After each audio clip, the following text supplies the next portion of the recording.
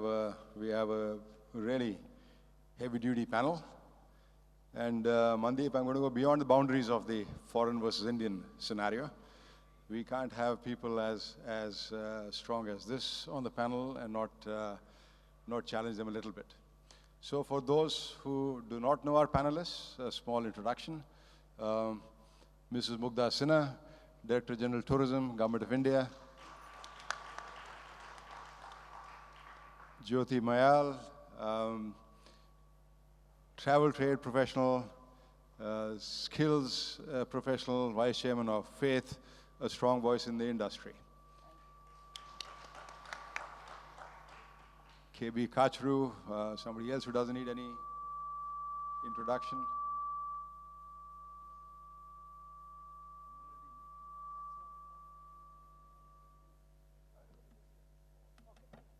It's silent. Okay.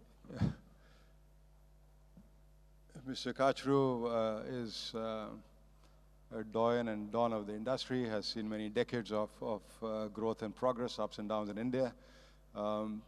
Chairman of the Hotel Association of India and Chairman Emeritus Radisson Hotel Group. And to our extreme right, Rajesh Magow, co-founder of MakeMyTrip. So I'll start with you, Mrs. Sinha. I have a dream as a hotelier, and I see India with all these beautiful roads, all the infrastructure, everything new that's being put in place, things that we are very, very proud of. With hundreds and thousands of hotels on highways, on these brand new highways, with maybe a couple of hundred airports across the country that have large infrastructure around it. With architecture and interiors, we were talking about it a while ago, that people from neighboring countries come to watch, with perhaps the rupee growing stronger to the dollar, with a trained workforce of people, and you know, it's a dream. Now, beyond just a tourism head, as someone who's been in government for so long, is this dream so much of a fantasy? And what does it take for us to get there? And what are the broader plans that you see the government has to get us to that reality? Hi, very good afternoon, everyone, and thank you, Ajay ji, for that question. So if I were to just answer it in 3 words, I would say marketing, marketing, marketing, because this is what we need to do. We have all the inventory in terms of the natural cultural offerings that India has. In fact, we have much more. There's a problem of plenty, and we are doing a lot of destination development still, of course, hoping to be sustainable and creating responsible behavior in the country towards the assets that we have. As Ajay ji has mentioned already, we have the right ecosystem in terms of the infrastructure which is like a scaffold to the natural assets that we have, the cultural natural assets that we have in tourism. We should be able to leverage this infrastructure. I have a triangulation which I keep talking of, which is attractions, accommodations, basic amenities, and accessibility, the 4 A's. We have all of them in good measure, and of course, people resources. We need to be able to elevate India's visual story and make it more visible in the country, and we should use the existing platforms that we have. We should use all the data, because today data is not just oil, because data is also a way how you market. If you use the infographics right, then that also is a leverage that you can use to do your marketing. So I think if I were to answer it in a very short and succinct manner, see, also please look at the fact, I keep giving this analogy, and I would like to give this analogy at the cost of repetition, because we were doing a little tete-a-tete before we came here. We are pretty much like any e-commerce model, and I don't want to name names. None of the inventory that we have, whether it is the infrastructure inventory or the tourism cultural offerings, tangible, intangible that we have, they are all owned by third parties. The infrastructure belongs to civil aviation, roadways, shipping, etc. the assets belong either to the states, which is the destinations, or to the Ministry of Culture. The core job that we have in hand is like the Archimedes lever. Archimedes' principle says, you give me a lever long enough and I'll be able to move and shake the earth. And that lever in the ministry, we have 3 tools. Data is one tool, technology is the other tool, and the third tool is marketing. And I think we need to elevate marketing to the status that we accord, the dignity that we accord to data and digital.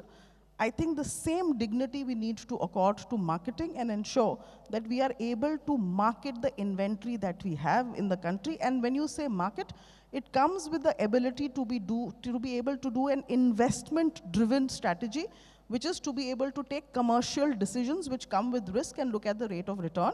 And I think marketing has to be a business-like approach. It cannot be the other B that we use in the Sarkar. So I think if we get that right, and it is a change in the vocabulary, because the template of how the business of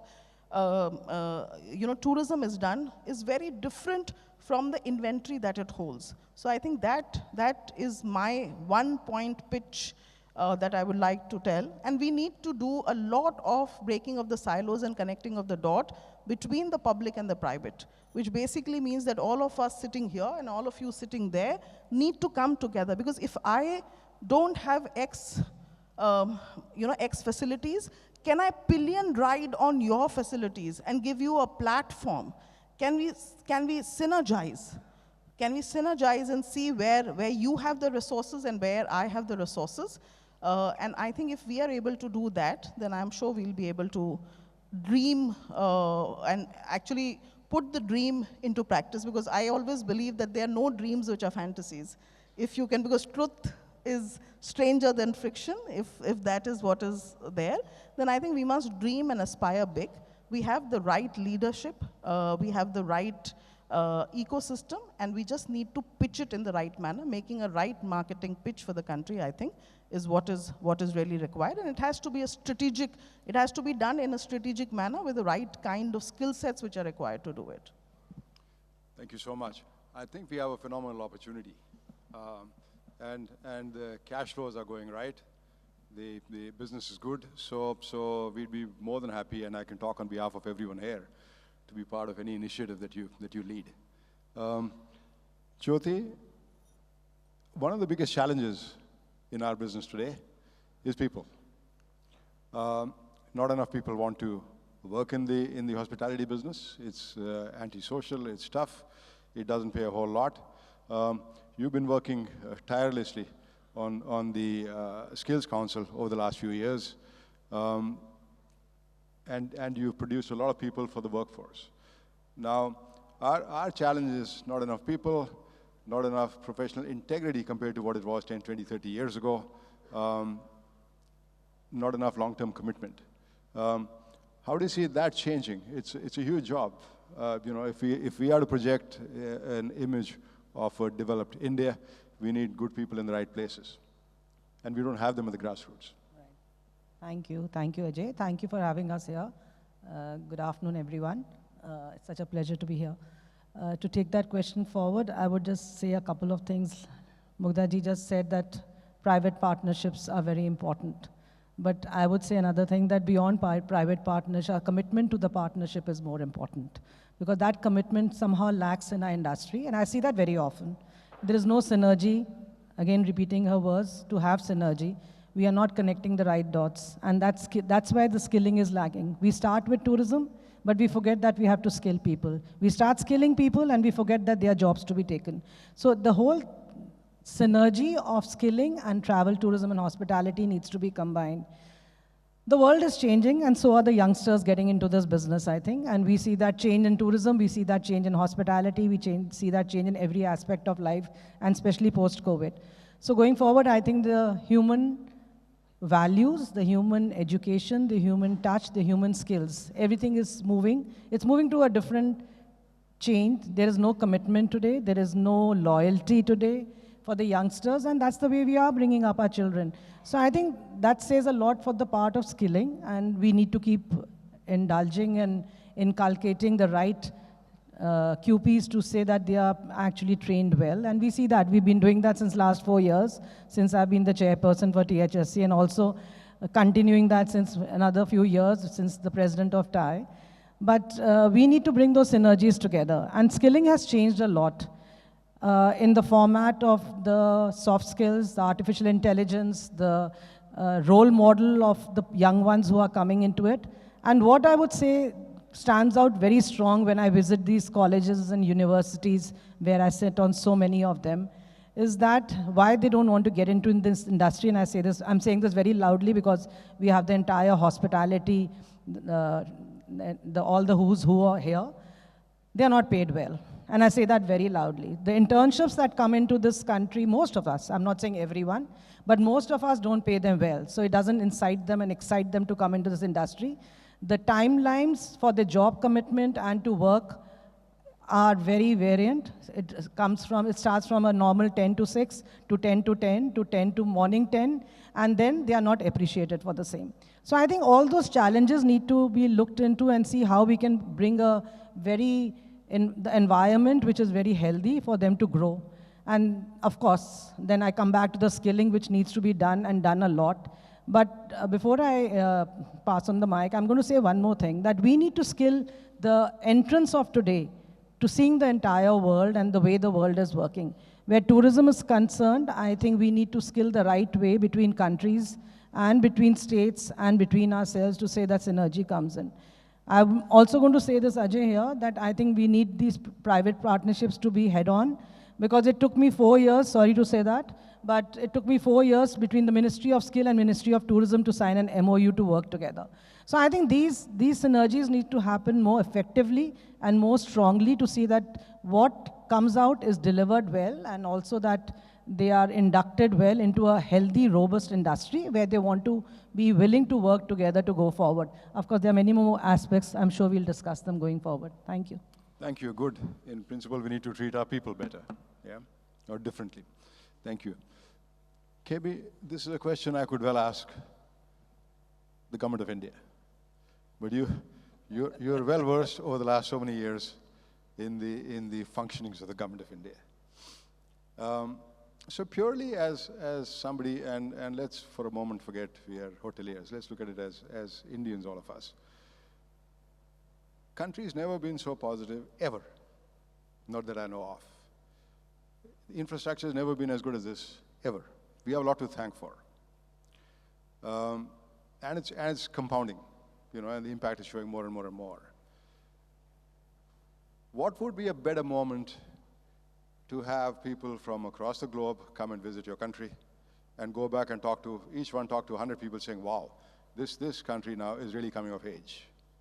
Why do you think it's not a priority to bring in foreign traffic into this country? There's got to be some thought behind it. It can't be just forgetfulness. I think first of all, let me thank Mandeep and Hope for putting up a fantastic show, and Ajay, you're driving from Solan to Chandigarh and flying from Chandigarh to Goa, and really appreciate and the trade and the government being here. So thank you. First of all, I think this question should have been put to DG rather than me, but since I have been on both sides, I have spent little time with the government and more time now in the private sector.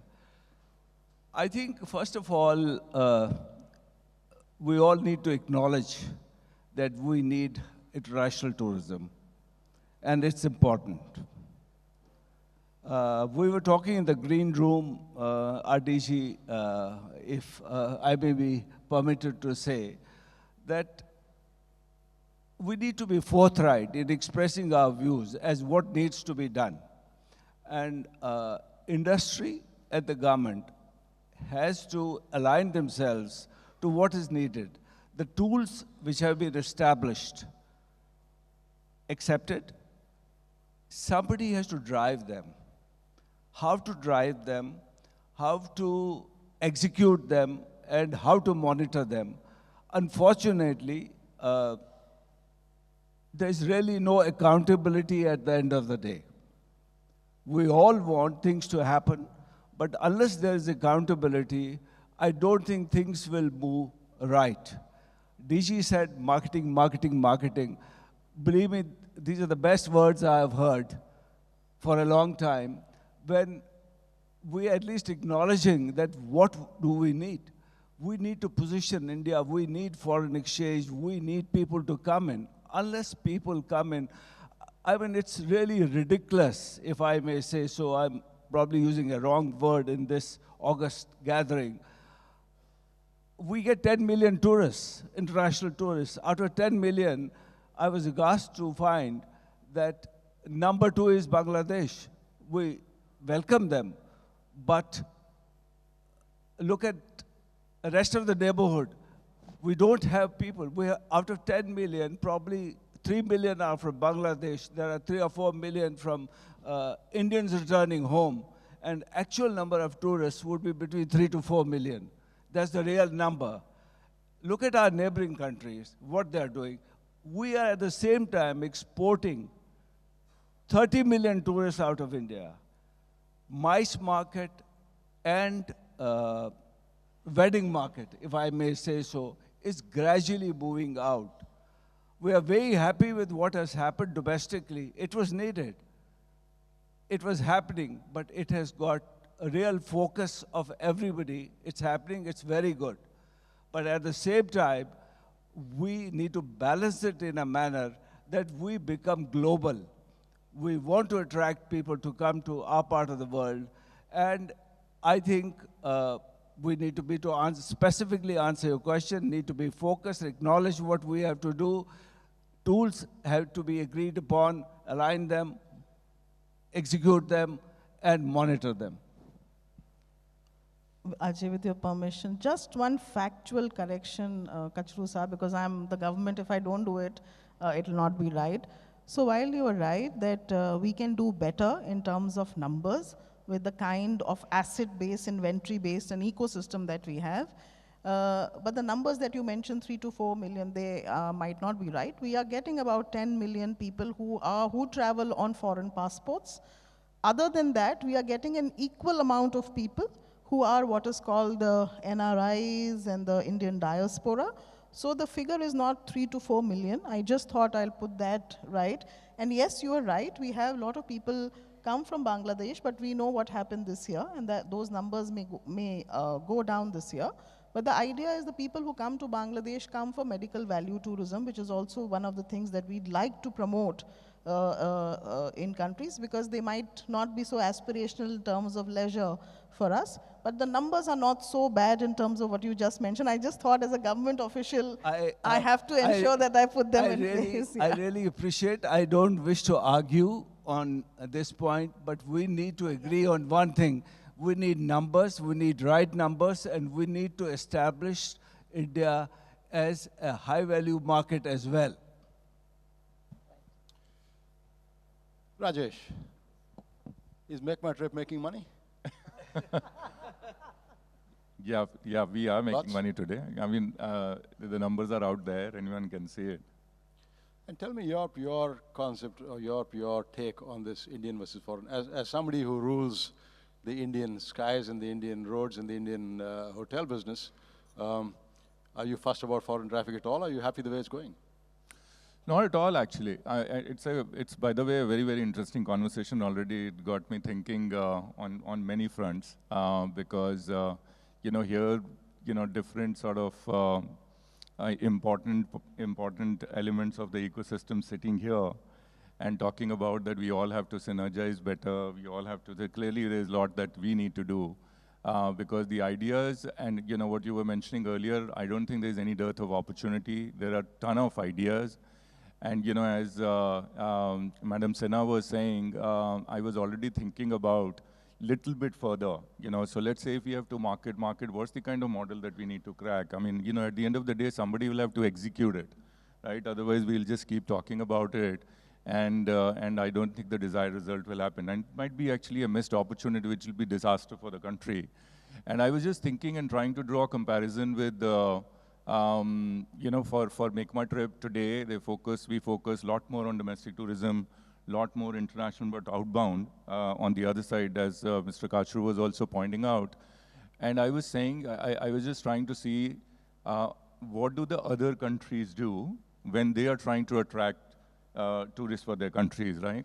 And there are many, many great models, great examples that came to my mind. Because see, they all come to us given that our platform is really big in terms of, you know, the high intent travel traffic that we have, huge amount of customers that we have. So they come to us and they want to leverage data, they want to leverage the platform and for doing nothing, but give more visibility to their country, right? And similarly, you know, why can't we just get into that kind of an activity? You know, so I was thinking, what's really the blocker? And seems like it's, you know, the model that I've seen, let's say Swiss tourism, Thailand tourism, Indonesian tourism, Saudi tourism, huge example. They're doing massive amount of deals, marketing deals with players like us to promote their country. Because, you know, they do their homework, they do their research, and then they say, here's a platform, if we want to do the tie-up with them, the real MOU, not like, you know, and one part of the problem is signing MOU, then my actually problem is what do we do after signing MOU also, right? You know, that also we have the problem. But they really get into an agreement and then monitor it, like literally, you know, the ROI of every penny spent on our platform. But I think the model is very centralized there. So if I think the suggestion is that what you were trying to say, that we will all have to come together, which is decentralizing that model, and all of them should come together and, you know, come forward to do the marketing for the country.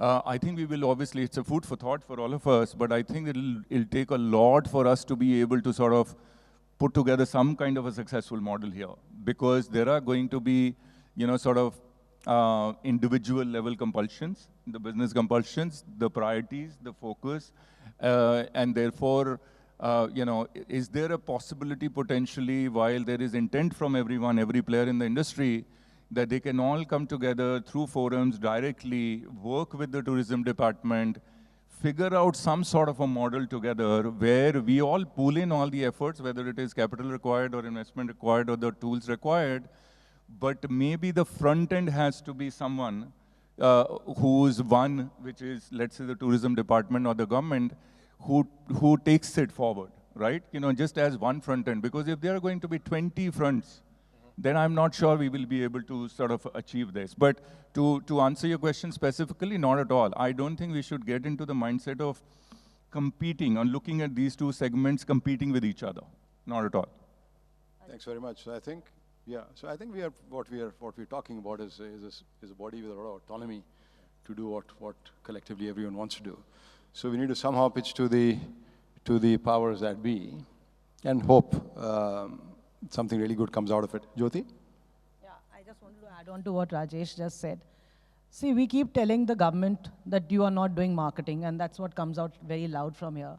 But I really don't understand, did we really come up to the standards of post-COVID with businesses and the rooms rates flourishing and everything doing well with the government? We didn't.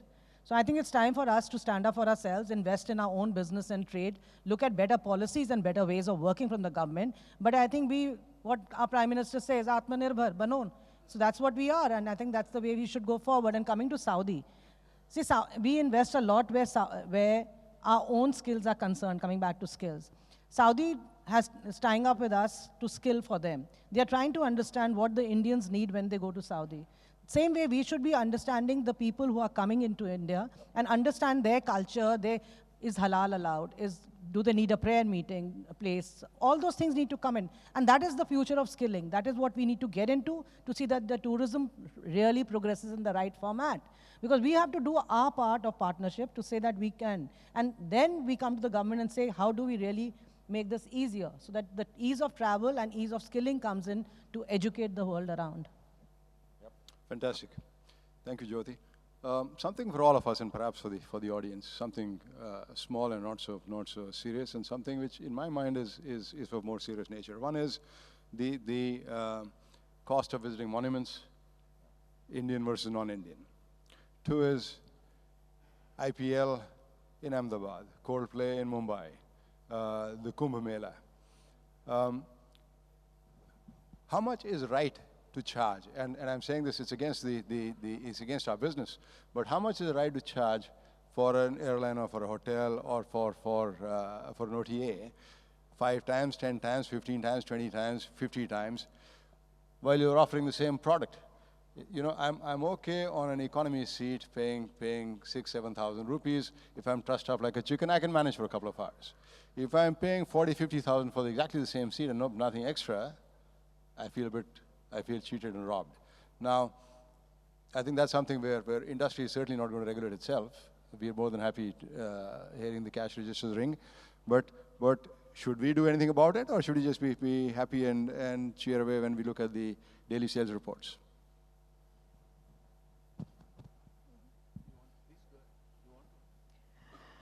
So I want to say one thing which is very important with regard to the price competitiveness.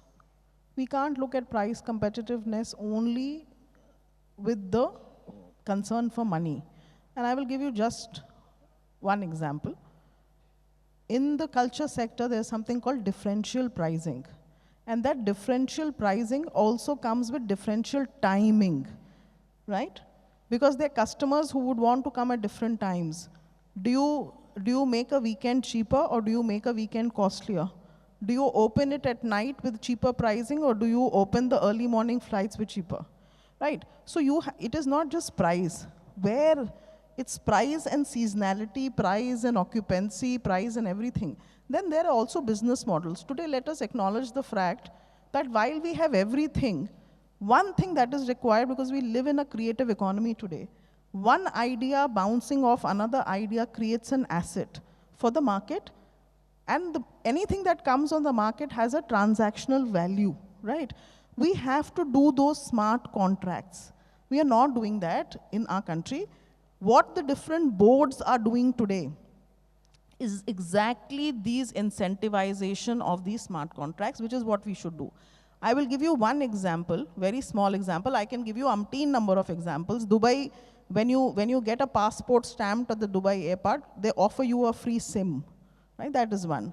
Singapore does a stopover program it is just a one-day thing. To make you stay the night over, they do that. IKEA Dubai, because IKEA is coming to now Delhi, Gurgaon. So I'll give you a latest example. IKEA Dubai did something very nice. They said, time is money, right? Which is time is money. We are all hustling today. So if time is money, they said you switch on your Google Maps, your GPS, and tell us from where you are coming. And every product has a time equivalent value. So if you are coming from 2 hours, then my bookshelf is valued at 2 hours, 30 minutes, and you can take it for free. They did that marketing campaign, and trust me, because the IKEA in Dubai was really situated out of the city, and a lot of people started coming there and buying products. They did not spend a penny on the marketing. They only did this, and they made both marketing high visibility. They also got the footfalls. So there are various ideas of how to do marketing today. There's emotional marketing, there's quantum marketing. I can give you umpteen examples. Today, the Instagram and the internet is a virtual world. It is an education in itself. So it's not that we don't understand this. I think all of you sitting here should become policy advocates and demanders for us. You should tell us what needs to be done. We know what needs to be done. Let's just say how to do it. The how is where the vocabulary change needs to happen, and that is a liminal space that we have where the partnership should be built, and this entire thing is part of the smart contract building, which we are doing. MakeMyTrip gets 45 million visitors on this thing. Booking.com gets 650 million. That is the scope that you have between MakeMyTrip and Booking.com. We are working with all the Visa card, MasterCard, because the data that, see, aaj, I can tell you, ek ke saath ek free hai. You set up a business of a OTA, online travel aggregator. But today you have another business on the side, which is based on your first business, which comes as a byproduct of the first business, which is that you have all the data stored. You can use that humongous amount of data, and that data is being sold actually. Governments are buying the data to do market analysis, market surveys, to understand, develop bespoke products. So I think how we do business today has to be about this triangulation of one product leading to another product, which is a marketable product. KB? I thought the time was up. We don't hear these things. Carry on. No, no, no. I agree fully with what DG said. But we need to be careful. We need to take an umbrella view and not try and do something which will hurt us in the long term. We should take at least 5, 10, 15-year view. We can't just be saying that there's a concert somewhere and revenue management tells you that you can sell a room for 100,000 rupees. So I think that is going to eventually hurt us. We need to look at various things and then decide on how we are using those tools. But I agree fully in terms of what you said. Thanks. I'll tell you what we do as, in addition to the revenue management. So if I'm charging in an Ayodhya a lakh of rupees, where my rooms normally sells at 10,000, we say, do you need transport? We'll bring it in. Whatever is available in the city, the best available in the city. We'll throw in all the meals. We'll throw in all the amenities, the cashews and everything else in the room. Basically, value addition. Yeah, if it's a place that serves alcohol, I'll serve you the alcohol, because I'm charging so much I can afford all those things. So at least you go back feeling a little less bruised. Sorry, folks, our time's up, but I think we have enough for 2 or 3 questions. Anything anyone wants to ask us? Anyone on the panel here? Yes. You need a mic, sir.